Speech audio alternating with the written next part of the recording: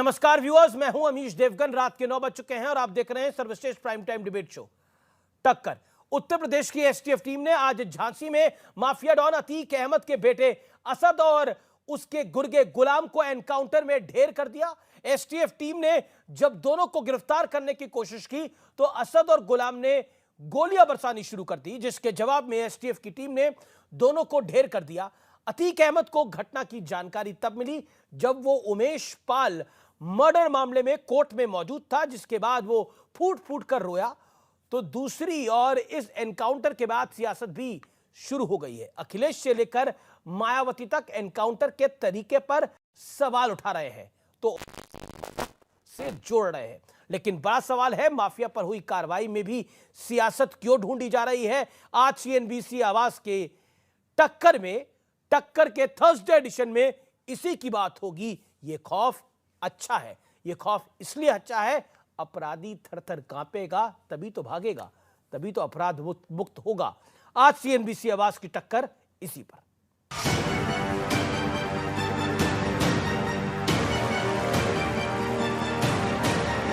Mafia के खिलाफ मिट्टी में मिलाने का काम हमको हमारी सरकार करेगी। योगी ने जो कहा वो कर दिखाया। इस माफिया को मिट्टी में मिला देंगे।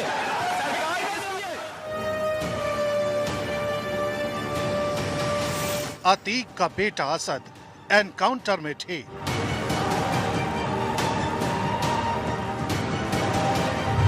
उमेश पाल हत्याकांड में छटे हुए गुंडे और माफिया अतीक अहमद। और इसी बीच खबर आई कि यूपी एसटीएफ ने उसके बेटे असद का एनकाउंटर कर दिया है। उसके साथ मौजूद शूटर गुलाम भी मारा गया। ये खबर मिलते ही कोर्ट के भीतर अतीक फूट फूट कर रोने लगा। कोर्ट से बाहर तो उस पर जूता चल गया। 24 फरवरी को प्रयागराज में असद ने ही उमेश पाल पर ताबड़तोड़ गोलियां बरसाई थी और 25 फरवरी को सीएम योगी ने विधानसभा में साफ संदेश दे दिया था। जिस अतीक अहमद के खिलाफ पीड़ित परिवारों ने मुकदमा दर्ज कराया, उसके परिवार के खिलाफ, वह समाजवादी पार्टी के द्वारा पोषित माफिया है और उसकी कमर को तोड़ने का काम हमारी सरकार ने किया है। और फिर मैं कहता हूं इसे इस माफिया को मिट्टी में मिला देंगे, सरकार में देंगे। इस बयान का असर भी दिख रहा है। समाप्ति पहले ही हो चुकी थी, अब तो खाली रगड़ा जा रहा है। लेकिन सियासत का रंग देखिए। अखिलेश यादव कह रहे हैं झूठे एनकाउंटर करके भाजपा सरकार सच्चे मुद्दों से ध्यान भटकाना चाह रही है। भाजपा भाईचारे के खिलाफ। उत्तर प्रदेश फेक एनकाउंटर का उत्तर प्रदेश बन गया है। अधिकारी अपना सब कुछ दांव पे रख करके सरकार के दबाव में ये घटनाएं कर रहे हैं कि मिट्टी में मिला दें। क्या कोर्ट बंद हो जाए? तो बीजेपी पूछ रही है कि अपराधी के मारे जाने पर सपा में मातम क्यों?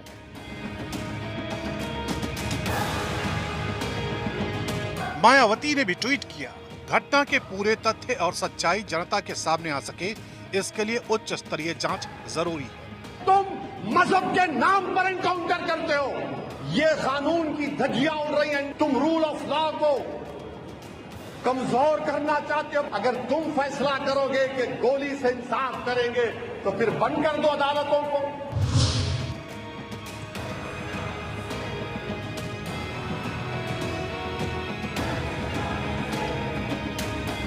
पुलिस साफ कह रही है दोनों तरफ से फायरिंग हुई, तो सवाल उठता है कि आखिर गुंडे माफिया को सियासी कवर फायर क्यों दी जा रही है?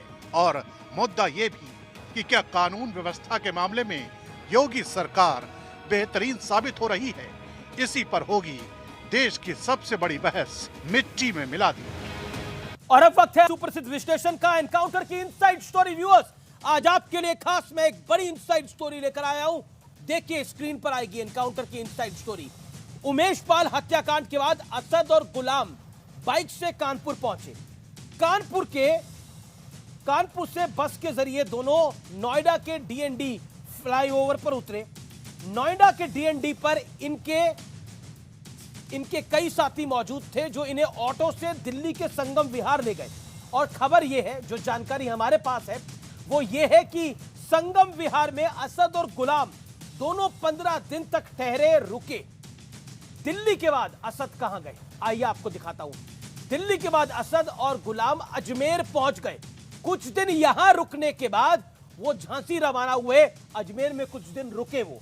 उसके बाद झांसी गए। झांसी में अतीक अहमद के कई करीबियों के होने की खबर एसटीएफ को मिली और पेशी के लिए अतीक और अशरफ को लाते हुए आने का एक प्लान भी पता चला, जो कि एक बड़ा कारण बना। और असद और गुलाम को यूपी एसटीएफ की स्पेशल 12 ने ट्रेस किया, गिरफ्तार करने की कोशिश की गई, यानी अरेस्ट करने का प्रयास किया गया। लेकिन असद और गुलाम विदेशी हथियारों से उन्होंने गोलियां चलाई और ये वही विदेशी हथियार है जो पंजाब से आया है और पंजाब में पाकिस्तान से आया और पंजाब से फिर असद के पास आया। बढ़ता हूं मैं आगे। एसटीएफ ने जवाबी एक्शन में दोनों को ढेर कर दिया, यानी गुलाम और असद दोनों को ढेर कर दिया गया। तो यह एनकाउंटर होता है। लेकिन लोग जो कहते हैं कि धर्म देखकर एनकाउंटर हो रहे हैं, आज मैं एक रिपोर्ट कार्ड लेके आया हूं योगी आदित्यनाथ की, जो सूबे के मुख्यमंत्री हैं। साल 2017 में वो मुख्यमंत्री बनते हैं। पहले होते हैं 28 एनकाउंटर, 2018 में होते हैं 41 एनकाउंटर, 2019 में होते हैं 34 एनकाउंटर, 2020 में होते हैं 26 एनकाउंटर, 2021 में होते हैं 26 एनकाउंटर, 2022 में होते हैं 14 एनकाउंटर। जो लोग इसको चुनाव से जोड़ते हैं, 14 एनकाउंटर यानी चुनावी साल में सबसे कम।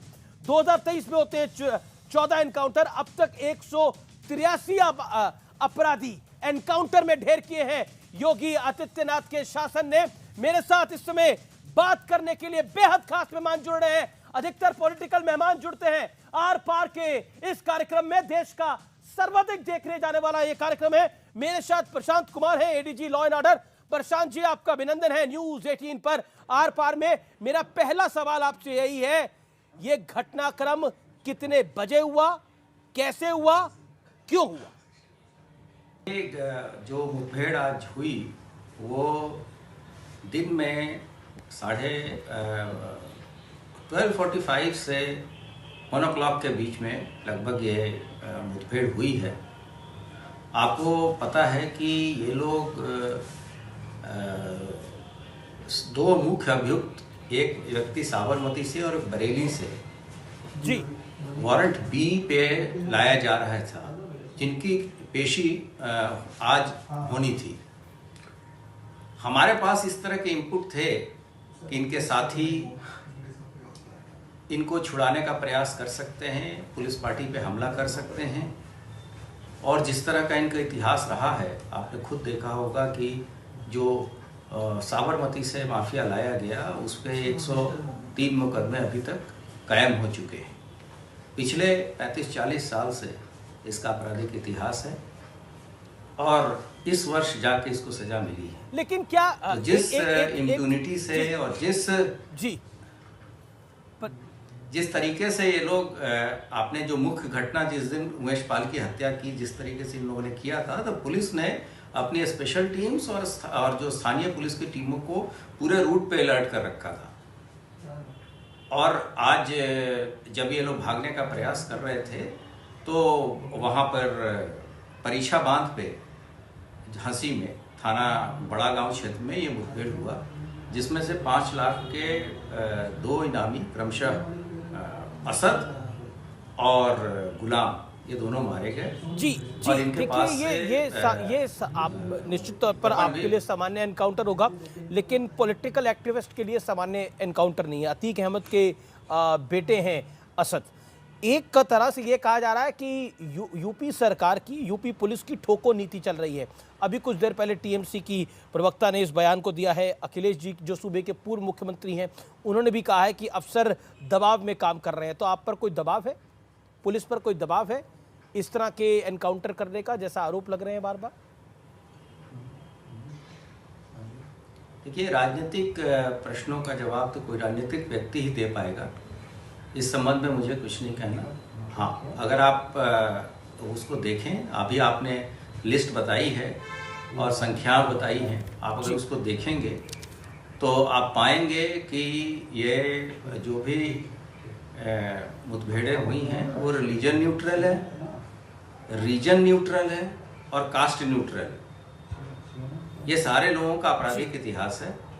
जो व्यक्ति इस तरह की घटना कर रहा है और जिस पर 5-5 लाख का इनाम है और सरेआम जिसको गोली चलाते हुए और लोगों को मारते हुए, जिसमें 2 पुलिस वाले भी शहीद हुए, सभी ने देखा है। जी जी, इसकी कोई लेकिन वीडियो लेकिन फुटेज है, पहले ही इसलिए एक किसी को कुछ बताने की जरूरत नहीं है। जी, लेकिन पहले से एक शक जताया जा रहा था कि एनकाउंटर ही होगा, क्योंकि तो उस विषय पर आप क्या कहना चाहते हैं?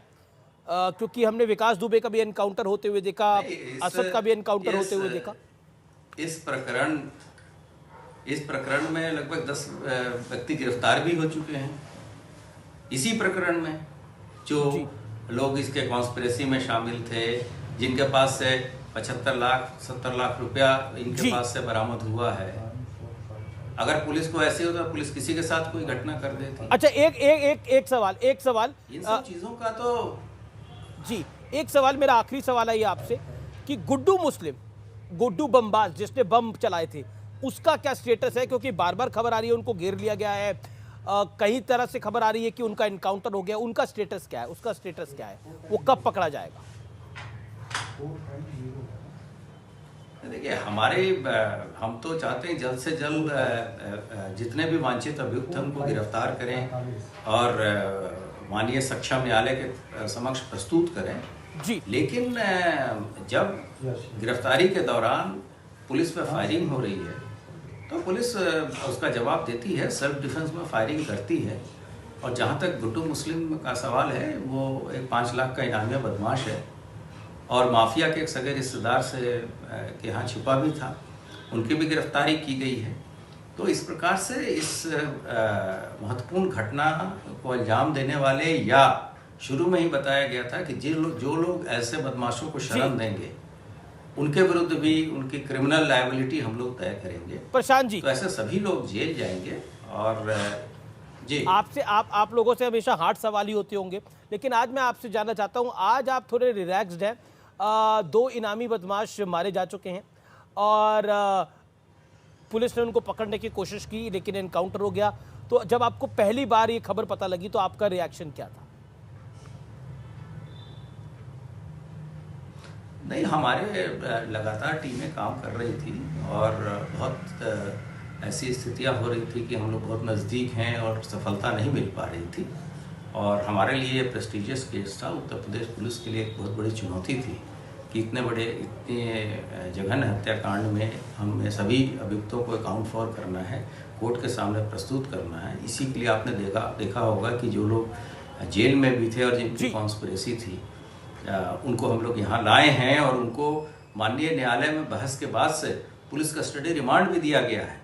इसका मतलब कि हमने जो चीज़ें, हमारे पास जो एविडेंसेस हैं जो हम लोगों ने कोर्ट में प्रोड्यूस किए हैं, उसमें पर्याप्त आधार है कि पुलिस कस्टडी में लेके उनसे पूछताछ की जाए और कॉन्स्पिरेसी को पूरी तरीके से पर्दाफाश किया जाए। जी, तो हम उम्मीद कर सकते हैं कि शाइस्ता परवीन जो भागी हुई है, फरार है, और गुड्डू मुस्लिम जो इनामी बदमाश है, दोनों पकड़े जाएंगे जल्द।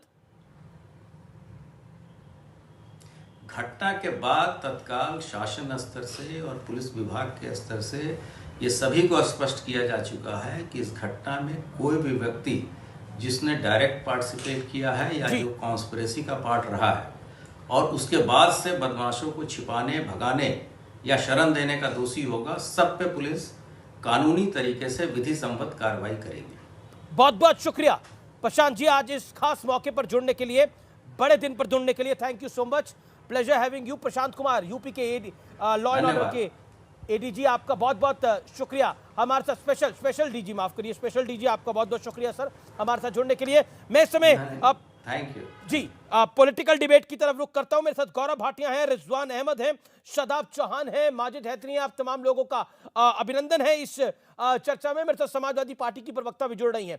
मैं सबसे पहले आपके पास आता हूं, सीधा मैं रुख करता हूं। मेरे साथ समाजवादी पार्टी की भी प्रवक्ता हैं और गौरव भाटिया भी हैं। मैं सबसे पहले सपा की प्रवक्ता के पास आता हूं। मैडम, मैं आपसे जानना चाहता हूं, क्या आपको लगता है कि जब आप एक बदमाश को कवर फायर दे रहे हैं तो बीजेपी अगर सवाल पूछती है कि आखिरकार आपको क्यों इतनी तकलीफ हो रही है, एक बदमाश मारा गया है जो इनामी बदमाश था?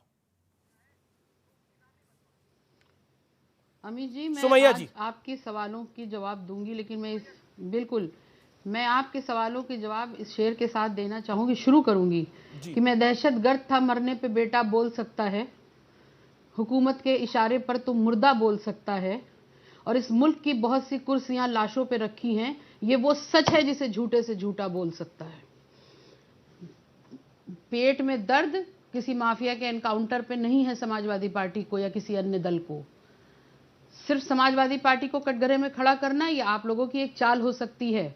तमाम और अन्य बड़े दल हैं जिनके शीर्ष नेतृत्व ने इस एनकाउंटर पर सवाल उठाया है। मैंने मायावती पर भी, मायावती ने भी सवाल उठाया है, लेकिन अखिलेश जी ने क्या लिखा है, मैं अखिलेश जी को कोट कर रहा हूं क्योंकि वो कह रहे हैं भाई भाजपा भाईचारे के खिलाफ है। इसका मतलब क्या हुआ? बिल्कुल, मैं वही पूरी अपनी बात करने जा रही हूँ जी मैडम, कि लॉ एंड ऑर्डर का कत्ल करना, संविधान का कत्ल करना, ये भारतीय जनता पार्टी की नीति बन चुकी है। जब कोई फैसला कोर्ट से आता है तो उसके लिए भी पार्टी अपनी पीठ थपथपाती है, लेकिन जब उनको ये लगता है कि उनके नाम नहीं होगा इस फैसले पर या उनकी पीठ थपथपाने की नौबत नहीं आएगी तो वो खुद काम को अंजाम देती हैं। तो एक काम करिए, कोर्ट्स को ताला लगा दिया जाए, हिंदुस्तान के अंदर जो कोर्ट्स हैं, और सारे फैसले भारतीय जनता पार्टी। मैंने आपके सामने लॉ एंड ऑर्डर के स्पेशल डीजी मेरे साथ थे प्रशांत कुमार, उनसे मैंने सवाल पूछा, मैंने बोला एनकाउंटर करने की जरूरत क्यों पड़ी, पकड़ा भी जा सकता था। उन्होंने बोला वो हम पे गोलियां चला रहे थे तो क्या करते, पुलिस के पहले 2 जवान मारे गए, अब भी मारे जाते। असद गोली चला रहा था, उसके बाद विदेशी हथियार था। हुकूमत के इशारे पर तो मुर्दा बोल सकता है अमीर जी। नहीं, आप किसकी बात कर रहे हैं? शेर अच्छा हो सकता है, कहानी अच्छी हो सकती है। मैं आपसे पूछ रही हूँ। मैंने कहानी नहीं है ये कहानी जो भारतीय जनता पार्टी लिखने की कोशिश कर रही है। और सुन लीजिए मेरी बात अमीर जी, जो यहाँ पर एक आने वाले चुनाव की जो तैयारियां किसी के खून से रंग के करना चाह रही है भारतीय जनता पार्टी, ना तो ये देश के लिए अच्छा कर रही है और ना ये देश की आवाम के लिए अच्छा कर रही है। ओके, बड़ी खबर, शाइस्ता परवीन बेटे के एनकाउंटर के बाद टूट गई है और जल्द सरेंडर कर सकती है। अतीक अहमद कह रहा है खत्म कर दिया मुझे इस शासन ने। इस समय की बड़ी ब्रेकिंग स्टोरी है, लेकिन मैं गौरव भाटिया आपका रुख करता हूं। वो कह रही है कि शासन का अगर आदेश होगा तो मुर्दे बोल पड़ेंगे, लेकिन आपने तो ट्वीट कर डाला अखिलेश जी के ऊपर।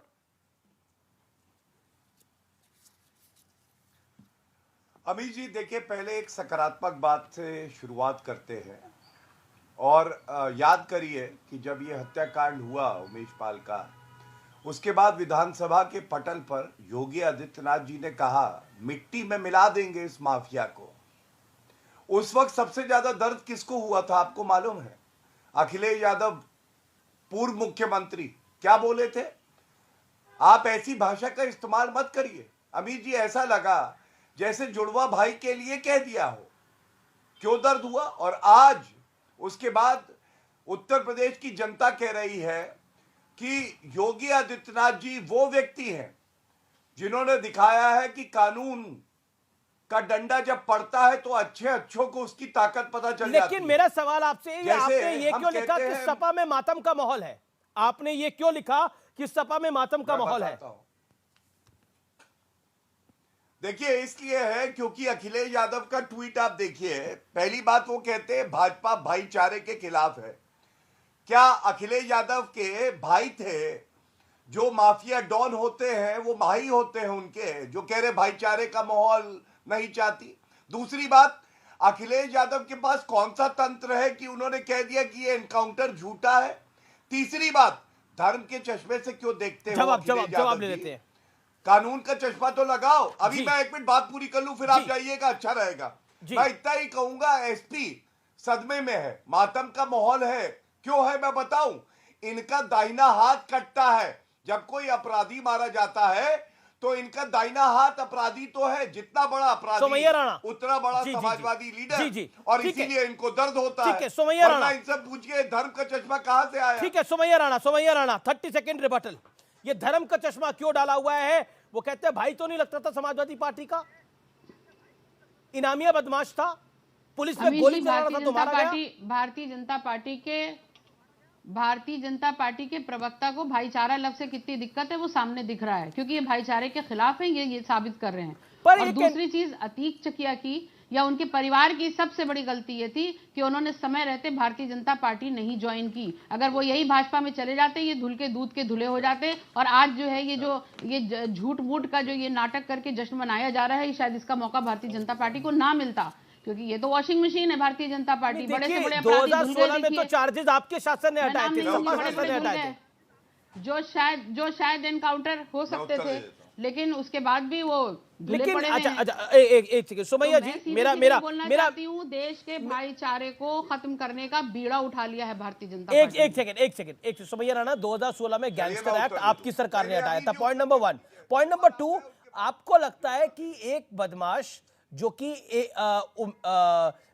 जो उमेश पाल मर्डर केस में आरोपी था, गवाक में आरोपी था, क्या आपको लगता नहीं है कि उस पर अगर कार्रवाई हुई है तो वो कानून सम्मत कार्रवाई हुई है?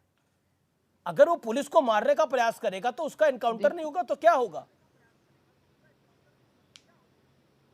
इसी चीज को तो तय होना बाकी है। इसी की जांच की तो आवाज उठा रहा है विपक्ष कि जांच करिए ना, असलियत क्या है इस एनकाउंटर के पीछे। उस तो गोली चलाता हुआ दिख रहा है वो, करवा के ना लागू करवा, गोली चलाता हुआ दिख रहा था वो। तो मतलब आप ये कहना चाहेंगे कि इस देश की जांच हर एनकाउंटर की जांच होती है, लेकिन इतना बड़ा कवर फायर ऐसा लग रहा है कि अतीक अहमद का जो बेटा था, ओके रिजवान अहमद, आप लॉयर भी हैं पेशे से, जवाब। रिजवान अहमद वंदे मातरम। जी हाँ, जय हिंद वंदे मातरम। 50 बड़ी अजीब बात सुनी मैंने कि विपक्ष जांच की मांग उठा रही है। अमीश भाई, 100 जब भी कोई इनकाउंटर होता है तो वो अननेचुरल डेथ मानी जाती है। असल में मैं अधिवक्ता हूं और हमारे भाटिया भाई अधिवक्ता हैं, बाकियों को ये बात नहीं पता होगी, भले आदमी वकील बन जाए सुन के। तो ये अननेचुरल डेथ होती है और 174 सीआरपीसी में हर एनकाउंटर का मजिस्ट्रेट उसकी इंक्वायरी करता है। विपक्ष जांच उठाए या ना उठाए, बैलिस्टिक रिपोर्ट आती है, कितने फायर हुए, डायरेक्शन ऑफ बुलेट, कितनी देर दूर से गोली लगी, वगैरह वगैरह। तो आप ये मांग ना उठाइए मोहतरमा, क्योंकि इसकी इंक्वायरी 174 सीआरपीसी में कल ही शुरू हो जाएगी, आप परेशान ना होइए, पहली चीज। फिर उन्होंने कहा कि भाई भाईचारे शब्द से नफरत है। भाई देखिए, भाईचारे शब्द से तो मुझे भी नफरत नहीं है, पर बस समझ में ये नहीं आता कि यहाँ भाई कौन है और चारा कौन है। ऐसा तो नहीं भाई अतीक था और चारा उमेश था, अगर ऐसा है तो ये भी क्लियर कर दीजिए। और तीसरी बात बड़ी इंटरेस्टिंग बताता हूँ, और कोई कर भी नहीं अरे बोल रहा हूं ना, मुझे बोलने दीजिए। आप जब बेवकूफी की बात कर रही थी मैं चुप था ना, अब मेरी सुनिए। बोलिए, लेकिन आपके संधि विच्छेद पे मुझे ऑब्जेक्शन था, मैंने अपना ऑब्जेक्शन दर्ज कराया रिजवान साहब। अमीश भाई, अरे चुप रहो भाई। अमीश भाई मेरी सुनिए, 1 महीना बीत गया, पता है क्या डिबेट होते थे? असद कहां है, असद कहां है, असद को लाओ, असद को लाओ, पुलिस क्या कर रही है, असद को लाओ। लो भैया आ गया असद, जाओ मिल लो जाके मुर्दा घर में उससे, आ गया। तुम लोग ढूंढ रहे थे ना असद को। जब तुम लोग असद क्या कहते थे, असद कहां है, असद कहां है, असद कहां है, तो किसी ने एक बार गुहार लगाई कि असद सरेंडर करे, असद इसी कानून के दायरे में सरेंडर करे। अरे सरेंडर तो आप हिंदुस्तान में कहीं कर सकते हो, अपना अपराध एफआईआर की संख्या बताकर। इस समय की बड़ी ब्रेकिंग स्टोरी है, शाइस्ता परवीन सरेंडर कर सकती है। इस समय की बड़ी खबर है, असद की मां है जिसका आज एनकाउंटर हुआ है, अतीक की पत्नी है, उमेश पाल मर्डर केस में आरोपी है, वांटेड है, कभी भी सरेंडर कर सकती है, टूट चुकी है अपने बेटी की एनकाउंटर के बाद। असद की मां है शाइस्ता परवीन। मैं सीधा शादाब चौहान का रुख करता हूं। शाइस्ता परवीन सरेंडर कर सकती है, क्या शादाब चौहान ये कहना ठीक होगा? ये खौफ अच्छा है, शासन प्रशासन का, पुलिस का खौफ रहना चाहिए।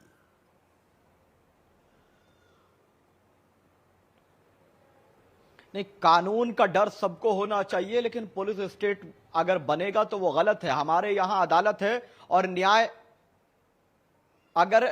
अदालत को करना होगा, और हमें विश्वास है कि अगर कोई लोग लोकतंत्र को नष्ट करने का प्रयास करेंगे, राजनीतिक लाभ के लिए एक्स्ट्रा जुडिशियल किलिंग करेंगे, मजहब के नाम पर सियासी फायदे के लिए अतीक के परिवार पर हमला करेंगे। और अगर अतीक का परिवार कॉम्प्रोमाइज कर लेता तो इनकी वॉशिंग मशीन में धुल के साफ हो जाता। वो बिल्डोजर और एनकाउंटर अजमी टैनी का या उसके बेटे का नहीं होता है, वो हाथरस और उन्नाव में नहीं होता है, वो वहां होगा जहां राजनीतिक लाभ लिया जाएगा। और मजहब के नाम पर, भाईचारे को खत्म करने के लिए मजहब के नाम पर ये इस तरह के एनकाउंटर्स होते हैं। और उत्तर प्रदेश में फेक एनकाउंटर्स की एक लंबी सूची है और पुलिस की नाकामी है कि वो उसको जिंदा नहीं पकड़ पाई। अपनी नाकामी के लिए, लॉ एंड ऑर्डर की नाकामी छिपाने के लिए इस तरह का काम किया जा रहा है। हम कहां रह रहे हैं कि अगर कोई आपको पॉलिटिकल गेन करता है, आप टॉप 100 माफियाओं की सूची नहीं दे सकते। आपके अंदर हिम्मत नहीं है, लेकिन मजहब के नाम पर तफरका पैदा करेंगे। आप अतीक के फैमिली को इसलिए टारगेट करेंगे कि उसने कॉम्प्रोमाइज नहीं किया। अच्छा, कॉम्प्रोमाइज नहीं किया। एक सेकंड इनको ऑडियो डाउन करिए। अब रुकना पड़ेगा शदाब मियां, थोड़ा रुकना पड़ेगा। आपने बोला कॉम्प्रोमाइज नहीं किया। 2016 में कॉम्प्रोमाइज कर रहे थे, जो इन पर गैंगस्टर एक्ट वापस हो गया था समाजवादी पार्टी की शासन के अंदर, कॉम्प्रोमाइज कर रहे थे समाजवादी पार्टी के साथ। आपने बोला धर्म देखकर एनकाउंटर हो रहे हैं। मंगलवार को भी एनकाउंटर हुआ बिजनौर के अंदर, 2.5 लाख का इनामी बदमाश था। क्या नाम था उसका? नाम लीजिए उसका। मंगलवार को बिजनौर में 2.5 लाख का इनामी बदमाश था, 5 पुलिसकर्मी घायल हुए, उसका एनकाउंटर हुआ। नाम क्या था उसका? शदाब चौहान बताइए भी उसको।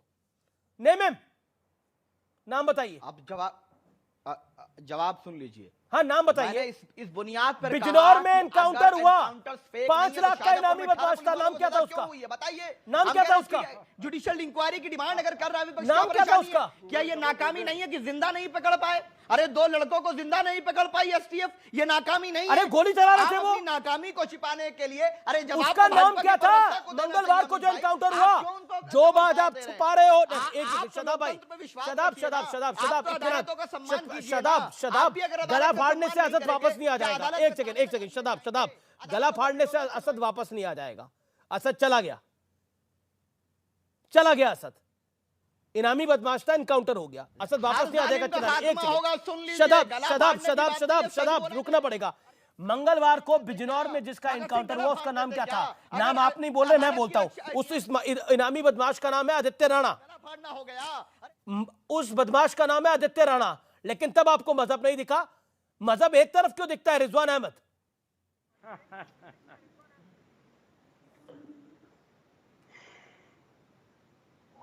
रिजवान अहमद जी, देखिए ऐसा है कि सीआरपीसी सेक्शन 46/2 ये साफ साफ कहता है कि एक तो वो लड़के नहीं थे, वो कुख्यात अपराधी थे, गोलीबाज थे, बमबाज थे।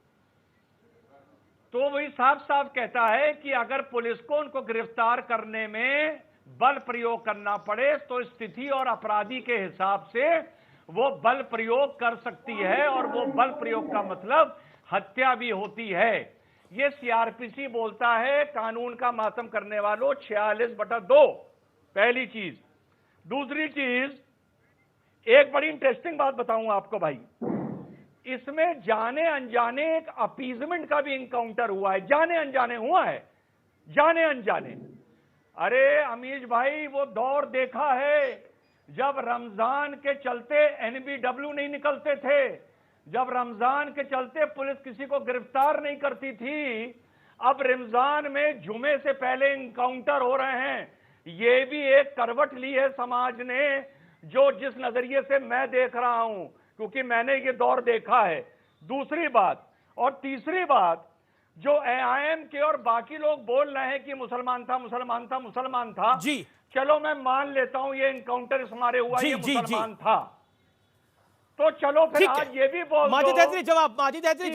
ओके, माजिद हैदरी जवाब जी। माजिद हैदरी जवाब, 40 सेकंड। माजिद हैदरी। चलो बोल। देखिए अमीश भाई, सच्चा भारतीय होने के नाते आज मेरा दिल रो रहा है, दिल बहुत उदास है मेरा। क्योंकि जब 700 शार्प शूटर्स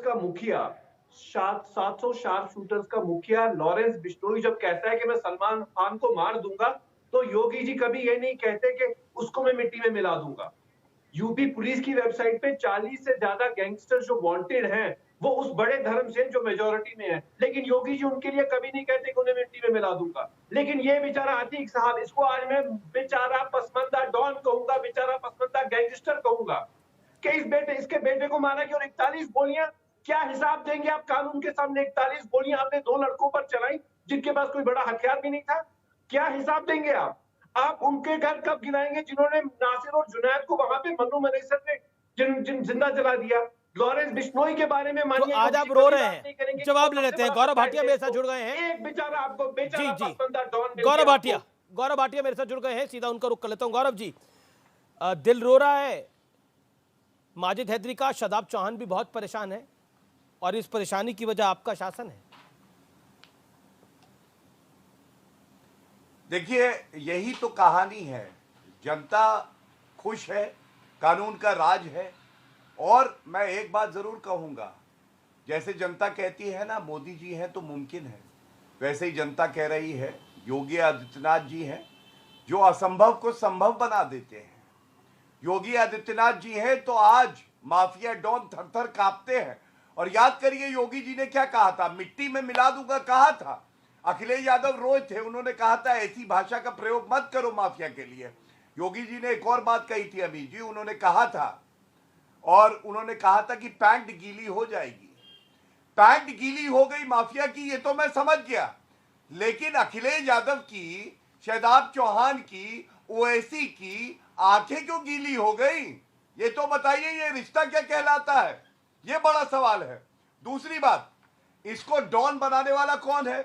1996 से 2002 एमएलए बनाया समाजवादी पार्टी, गुंडों की पार्टी है, मायावती कहती है, जनता जानती है गुंडों की पार्टी है। 2004 से 2009 फूलपुर जवाहरलाल नेहरू जी की लोकसभा की कॉन्स्टिट्यूएंसी से सांसद किसने बनाया? समाजवादी पार्टी। अब कुछ तस्वीरों पे आते हैं, यहां पे बैठी हैं इनके पिताजी जो समाजवादी पार्टी के प्रवक्ता हैं, उनको तालिबान अच्छा लगता है। वो कह रहे थे अगर योगी आदित्यनाथ जी लौट आए तो मैं उत्तर प्रदेश छोड़ दूंगा। छोड़ा नहीं। हाँ, इनकी बहन चुनाव लड़ी थी और आपको मालूम है क्या हश्र हुआ था? नोटा से कम वोट आए थे, अगर मैं गलत नहीं हूं। अब ये तस्वीरें इनको दिखाइए, जो धर्म के चश्मे से देख रहे हैं एक क्रिमिनल को। ये तस्वीर देखिए, अतीक अहमद हाथ पकड़े अखिलेश यादव का, और उसके बाद बता रहे राजनीति कैसे होती है, जैसे दोनों भाई भाई हैं, इसीलिए इनको दर्द हो रहा है। ये दूसरी तस्वीर देखिए, अखिलेश यादव के साथ मंच पर हैं, राजनीति करना सिखा रहे हैं, इसीलिए इनको दर्द हो रहा है। अरे इनका बाजू कटा है दाहिना, आज ये बौखलाए हैं। समाजवादी पार्टी में मातम का माहौल है, दिल में इनके आज खंजर लगा है क्योंकि असद मारा गया है। अरे एक क्रिमिनल मारा नहीं जाएगा तो क्या गायत्री प्रजापति की तरह उसको मंत्री बनाएगा? सुमैया राणा जवाब बोल चुके हो भाटिया जी, तो मैं शुरू करूं? जी बोलिए, 40 सेकंड आपके। अरे आप खत्म हो गई तो शुरू कैसे करेंगे? बड़े बड़े मिट्टी में मिलाने वाली बातें करने वाले जिन लोगों की बात कर रहे हैं उत्तर प्रदेश छोड़ के जाने की, अगर थोड़ी सी भी जस या दम हो तो उत्तर प्रदेश छुड़वा के दिखा दें। पहले मेरी बात सुनो गौरव भाटिया, कायदे से। तुम्हारी बात बहुत कायदे से सुनी जा रही थी। अरे सुनो, तुम बंद करो और कायदे से बात सुनो। दंगाइयों के साथ खड़े होने वाली, तुम अपनी बात ये देखो, तुम इनसे बड़ी नेता नहीं हो। कर चुके हो तो मुंह बंद करो, और मुंह बंद नहीं कर सकते हो तो भोपू लेके अखिलेश यादव, लेकिन न्यूज अखिलेश यादव की आंखों में आंसू क्यों है बताओ पहले। चैनल पे गदर मत काटो, अपनी बात कर चुके हो। एक करके गौरव 30 सेकंड बोल ले। भारतीय जनता पार्टी सुमैया राणा जी 30 सेकंड बोले, फिर गौरव जी आपकी बारी। ये पागलपने की हरकतें करते हैं। You people are mentally sick, you people are mentally sick. अरे you people are mentally also sick and you are sick otherwise also. क्योंकि जवाब देने के लिए जब हम यहाँ बैठे डॉक्टर भाग जाता है, ये आतंकी है, क्यों कर रहे हो? मालूम है आपको? पहले आप आतंकवादियों के साथ खड़े होते हो, मजा आ रहा था तैरने में। आतंकवादियों के साथ इसी ये इनका समाजवादी पार्टी में नोट गिन रहे थे, मैनिफेस्टो में कह रहे मजा आ रहा था। अगर अच्छा, एक एक करके गौरव सुमैया राणा, एक सेकंड। गौरव सुमैया राणा, मैं 30 सेकंड देता हूं। पहले सुमैया, फिर गौरव भाटिया 30 सेकंड। ओके, मैं 30 सेकंड देता हूं। सुमैया राणा आप अपने 30 सेकंड में अपनी बात। ओके सुमैया आप अपनी 30 सेकंड में बात रखिए। पहले समाजवादी पार्टी में तैर रहे थे तो नहीं, देखिए गौरव भाटिया समाजवादी पार्टी में तैर रहे थे, डूब रहे थे या उड़ रहे थे, वो विषय नहीं है।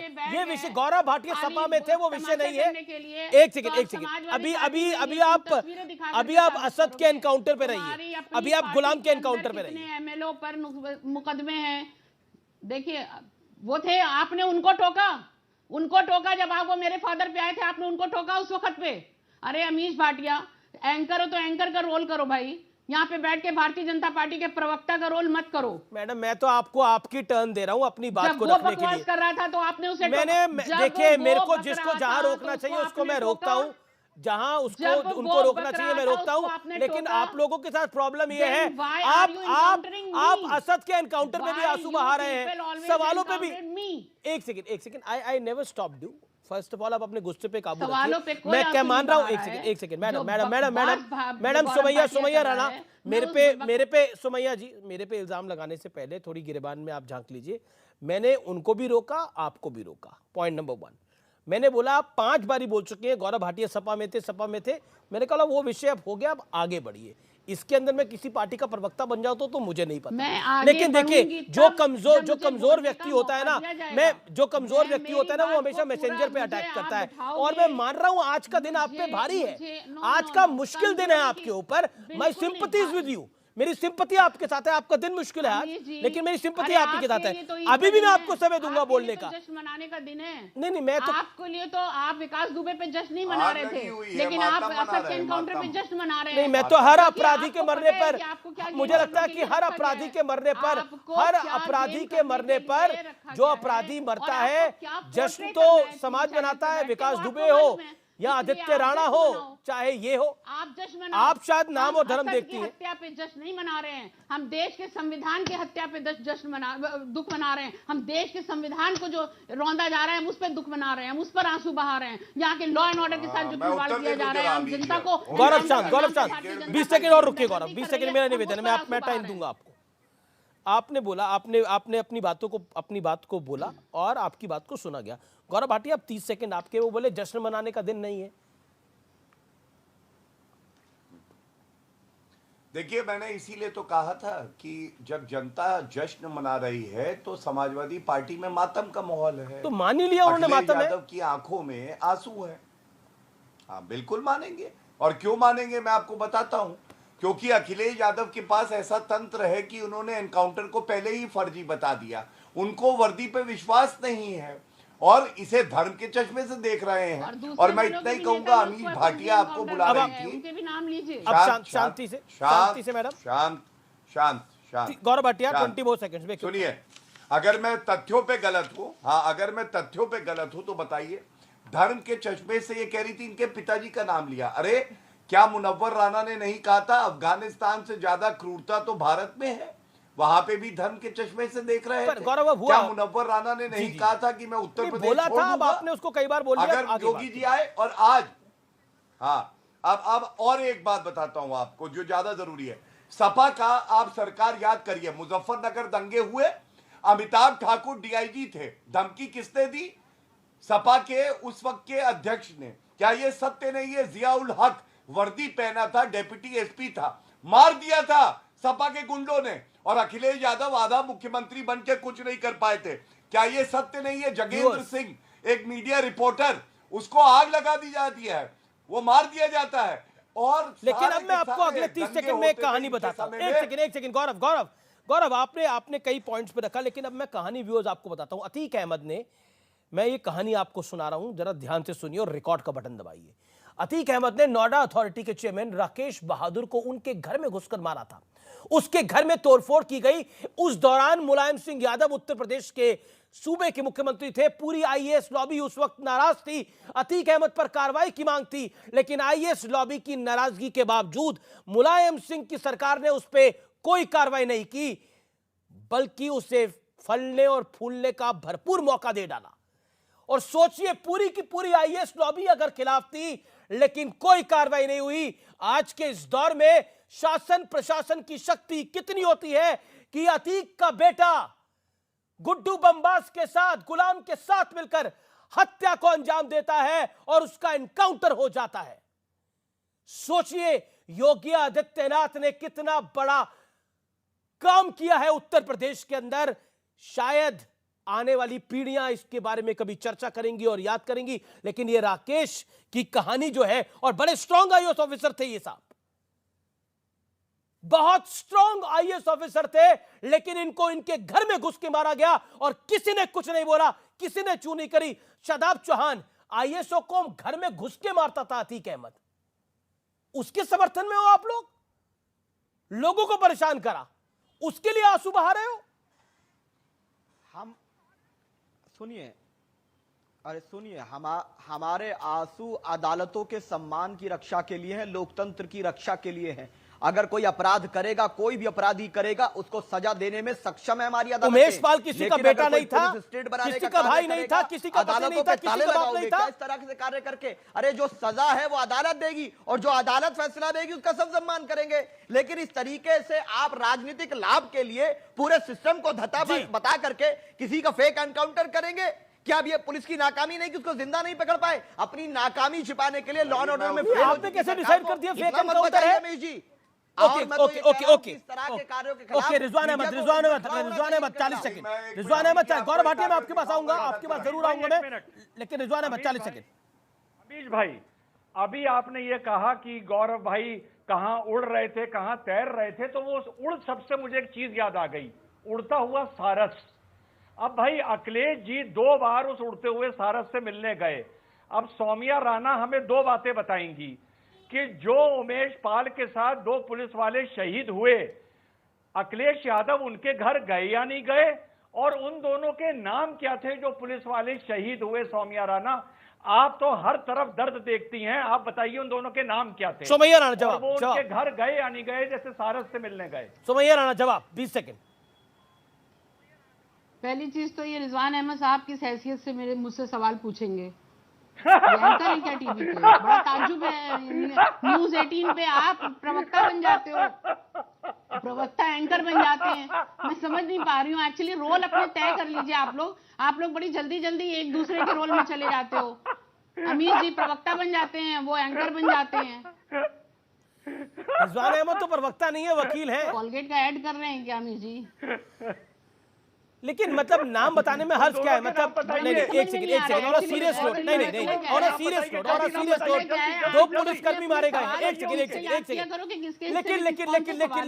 लेकिन सोमैया जी आपको दर्द दिखता है, आपको एक सेकंड रिजवान अहमद, आपको दर्द दिखता है, और मुझे उम्मीद है कि जिन पुलिस वालों की हत्या की असद ने और गुलाम ने और गुड्डू बमबाज ने, उनका भी नाम आपको पता होना चाहिए। असद के लिए आप आंसू बहा रही हैं, असद के लिए आप आंसू बहा रही हैं, उन पुलिस वालों के लिए आंसू क्यों नहीं बहाए? उन पुलिस वालों के लिए आंसू क्यों नहीं बहा रही हैं? कर रही है गूगल, नहीं करने दीजिए। देखिए, यही बात है। ये आपका काम गूगल पे चलता होगा, मेरा कोई काम गूगल पे नहीं चलता है, समझे रिजवान अहमद साहब? ये जो आप झूठा मुखौटा पहन के बैठ रहे हैं ना, रिजवान नाम लिख करके, जिस दिन कलई उतरेगी ना तो दौड़ा के मारे जाओगे गली गली। पहली चीज दौड़ा के मारे जाएंगे? क्यों?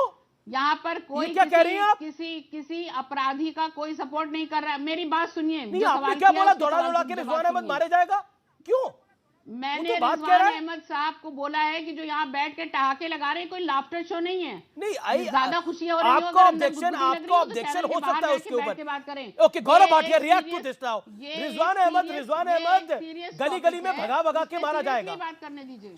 Okay, Gaurav Bhatia 30 seconds. गुंडागर्दी पर धन्यवाद। आ गई गुंडागर्दी, थोड़ा समय और लूंगा। रिजवान मैं आपको मौका दूंगा, रिजवान मैं आपको मौका दूंगा। गौरव भाटिया गली में भगा के रिजवान अहमद को मारा जाएगा। देखिए, रिजवान अहमद हमारे भाई हैं, किसी माइका लाल में हिम्मत नहीं है कि उनका बाका भी कर सके। मैं केवल इतना कहना चाहता हूं आपको, विकास दुबे का जो एनकाउंटर हुआ था वो याद है? जब वो हुआ था, सबसे पहले किसने राजनीति करी थी? जाति की राजनीति, इसी अखिलेश यादव ने। और आपको मालूम है, सर्वोच्च न्यायालय ने एक कमेटी का गठन किया, और सर्वोच्च न्यायालय का आदेश मेरे हाथ में है। सर्वोच्च न्यायालय की उस कमेटी ने कहा कि वो एनकाउंटर ठीक हुआ था। कोई भी एनकाउंटर होता है, सुप्रीम कोर्ट का PUCL का जजमेंट है, जो गाइडलाइंस है उसका पालन होता है। आज अखिलेश यादव कैसे कहते हैं कि ये झूठा है एनकाउंटर? और दुख की बात क्या है, मायावती कहती है ये मर्डर है, मर्डर। सोचिए, जब हमारे 2 भाई शहीद हुए वर्दी की आन बान शान के लिए अमीर जी, तो मायावती ने नहीं कहा कि उन्होंने जान दे दी, शहादत कर दी। लेकिन आज जब असद को मारा गया तो मायावती ने कहा यह मर्डर है। एआईएमआईएम के चीफ ओवैसी, जिनकी पार्टी के नाम में मुस्लिमीन है, कहते हैं मुस्लिम है इसलिए मारा गया, मुस्लिम है इसलिए मारा गया। अरे एक अपराधी अगर मारा गया तो उसका धर्म देखते हो, धर्म का चश्मा क्यों नहीं उतारते हो? और सबसे दुख की बात है, कांग्रेस पार्टी, आज आपने प्रवक्ता बुलाया होगा, आए नहीं होंगे। वजह क्या है? बाटला हाउस एनकाउंटर में सोनिया माता रोती थी क्योंकि एक आतंकी मारा गया और वो मुसलमान था। उनको वोट बैंक की चिंता थी। योगी जी को नागरिकों की चिंता है। मोदी जी भारत के नागरिकों की चिंता करते हैं। जी वक्त एक ब्रेक का है, ब्रेक के उस पार टक्कर जारी है। वेलकम बैक व्यूअर्स, आप देख रहे हैं सीएनबीसी आवाज पे टक्कर। रिजवान अहमद, क्योंकि आपने ये सवाल उठाया था और माजिद हैदरी लगातार कुछ कहना चाह रहे हैं। माजिद हैदरी 20 सेकंड मैंने आपको दिए, लेकिन आपने ये सवाल उठाया था, संदीप निषाद और राघवेंद्र नाम था, इसलिए उनका नाम नहीं लिया जा रहा था। संदीप निषाद और राघवेंद्र नाम था उनका। ओके, जवाब माजिद हैदरी। मैं आपको मौका दूंगा रिजवान अहमद। सुबोध सिंह को बजरंग दल वालों ने मारा था और उनमें से एक दंगाई जो मारा गया था, योगी जी ने उसे 10 लाख रुपए दिए। ये भी दर्शकों को बताइए। और मैं गौरव भाटिया से सिर्फ एक चीज पूछ रहा हूँ कि लॉरेंस बिश्नोई का एनकाउंटर कब होगा? ठीक है, आपका सवाल ये है गौरव भाटिया, लॉरेंस बिश्नोई का एनकाउंटर कब होगा? ये 3 बार पूछ चुके हैं पूरी चर्चा में। ओके, ऑडियो डाउन करिए Gaurav Bhatia. 10 second sharp 10 second. Lawrence Bishnoi का एनकाउंटर कब होगा? ये परेशान है लॉरेंस बिश्नोई के लिए बहुत। देखिए, ये जो माजिद हैदरी बैठे हैं, इनका खुद का ट्वीट है। ये तालिबान समर्थक हैं, पाकिस्तान से इनकी फंडिंग आती थी, अब बंद हो गई है, इनको दर्द होता है। अरे संविधान पढ़ो, पाकिस्तान का नहीं भारत का। Law and order state subject होता है, पहले ये जानो। और जहां जहां भाजपा की सरकार है वहां पे नेस्त नाबूद कर रहे हैं हम अपराधियों को। ठीक है, तुमको दर्द शदाब चौहान धर्म के चश्मे से देखते हो। शदाब चौहान, धर्म का चश्मा क्यों देखा जा रहा है? क्या आवश्यकता है? अपराधी है? भारतीय जनता पार्टी धर्म के चश्मे से हर कार्रवाई करती है, चाहे एनकाउंटर्स हो, चाहे अपराधियों पे कार्रवाई हो, चाहे न्याय करना हो। इनका लक्ष्य है कि विकास दुबे और आदित्य राणा के बारे में क्या कहते हैं? मुसलमानों को गालियां देंगे और इनके इसी एजेंडे के तहत कार्य किया जा रहा है। अगर न्याय है तो एक लिस्ट बनाइए। रिजवान अहमद, हम भी 20 सेकंड। अमीश भाई, जब उमेश मारा गया था तो किसी भाजपा के प्रवक्ता ने ये नहीं कहा कि मुसलमान ने हिंदू को मारा, पहली चीज। और दूसरी चीज जो आप ये बोल रहे थे कि संदीप निषाद और राघवेंद्र सिंह तुम्हारे नाम नहीं लिया गया क्योंकि वो हिंदू थे, नहीं। हकीकत ये है कि इनको नाम ही नहीं पता, इनको उनके नाम ही नहीं पता, इनको उनकी फिक्र ही नहीं है। दूसरी बात, और तीसरी बात, महिला हो तो जो बोला है कि दौड़ा दौड़ा के मारा जाएगा, महिला हो तुम्हारे चुप हो, वरना इस बात का भी ऐसा जवाब दूंगा ना कि आइंदा डिबेट में नहीं आओगे। नहीं, चलिए अब मुझे लगता नहीं है कि इस तरह की चर्चा करनी चाहिए। उन्होंने भी गलत बोला, लेकिन अब मैं आपको अतीक अहमद के माफिया से मिट्टी में मिलने तक की कहानी भी समझा देता हूं। साल यानी ईयर 1979 में अतीक अहमद की पाप वाली कहानी का आगाज हुआ था। यह वही साल था जब उसके खिलाफ पहला केस दर्ज हुआ था और 10 साल बाद यानी 1989 में अतीक अहमद पहली बार निर्दलीय इलेक्शन चुनाव लड़कर पहली बार विधानसभा पहुंच गया। उस वक्त अतीक अहमद ने तब के बाहुबली माफिया चांद बाबा को हराया था। 1996 यानी 1996 में समाजवादी पार्टी ने अतीक अहमद को टिकट दे डाला और इसी के साथ यूपी विधानसभा में समाजवादी बैनर के तले अतीक अहमद की विधानसभा में एंट्री हो गई। 2004 तक अतीक अहमद 4 बार का विधायक हो चुका था। 2004 में ही अतीक अहमद फूलपुर से लोकसभा का चुनाव भी जीत गया समाजवादी पार्टी की टिकट पे, लेकिन इसी जीत से अतीक के मिट्टी में मिलने की अंत की शुरुआत भी हो गई, क्योंकि पहले राजू पाल फिर उमेश पाल की हत्या से अतीक अहमद के बुरे दिन की शुरुआत हो गई थी, क्योंकि सूबे में अब योगी आदित्यनाथ की सरकार थी, जिनके बारे में कहा जाता है कि योगी का वचन ही उनका शासन है और उन्होंने साल 2017 यानी 2017 में पहली बार सत्ता संभालते ही कहा था माफिया या तो उत्तर प्रदेश छोड़ दे या फिर अंजाम भुगतने के लिए तैयार हो जाएं। याद कीजिए वो दौर जब स्वर्गीय मुलायम सिंह यादव मुख्यमंत्री थे और अतीक अहमद ने नोएडा अथॉरिटी के चेयरमैन राकेश बहादुर को घर में घुसकर पीटा था। पूरी आईएएस लॉबी अतीक अहमद की इस हिमाकत से नाराज थी, चाहती थी कार्रवाई हो, लेकिन किसी ने कार्रवाई नहीं करी थी। लेकिन अब कार्रवाई हुई है क्योंकि योगी का शासन है। हम देख सकते हैं फर्क साफ है। फिलहाल सीएनबीसी आवाज के टक्कर के थर्सडे एडिशन में इतना ही। आप देखते रहिए सीएनबीसी आवाज। नमस्कार।